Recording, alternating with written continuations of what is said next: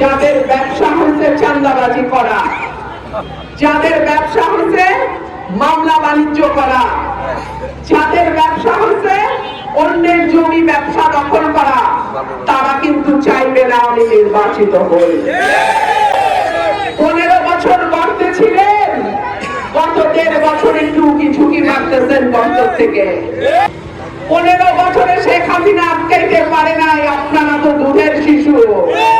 5ই আগস্টের পর যাদের ব্যবসা হচ্ছে চাঁদাবাজি করা, যাদের ব্যবসা হচ্ছে মামলা বাণিজ্য করা, যাদের ব্যবসা হচ্ছে অন্যের জমি ব্যবসা দখল করা, তারা কিন্তু চাইবে না আমি নির্বাচিত হই।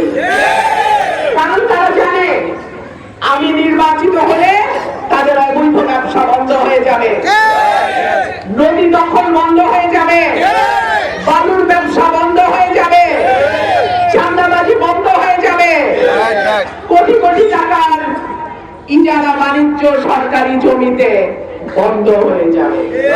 সুতরাং তারা চেষ্টা করবে কিন্তু শেষ মুহূর্ত পর্যন্ত কি করে আমাকে আটকানো যায়।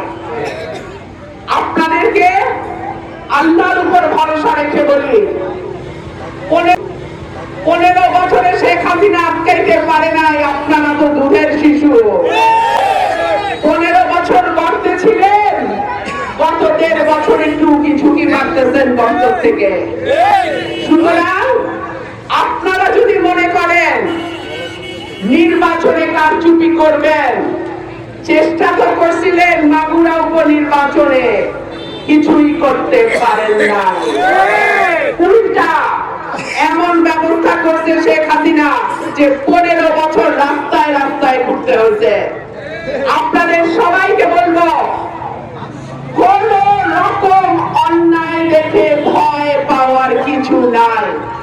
এই সরকার নিরপেক্ষ সরকার, কোন দলীয় সরকার নয়। পুলিশ প্রশাসন নিরপেক্ষ থাকবার কথা।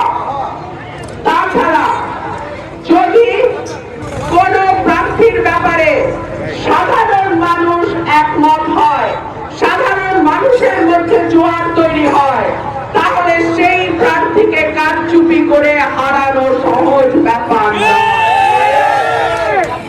আপনাদের কাছে আমার অনুরোধ থাকবে, 11 তারিখ বিকাল থেকে 12 তারিখ রাত পর্যন্ত প্রত্যেকটা ভোট কেন্দ্র আপনারা পাহারা দেবেন। প্রত্যেকটা ভোট কেন্দ্রে যেন আমার ভাইয়েরা উপস্থিত থাকে। ভোট গণনা হবে, লেখা হবে, সই হবে, তারপরে আমার ভাইয়েরা কেন্দ্র ছাড়বে। সই না হওয়ার আগে কেউ কেন্দ্র থেকে চলে যাবেন না।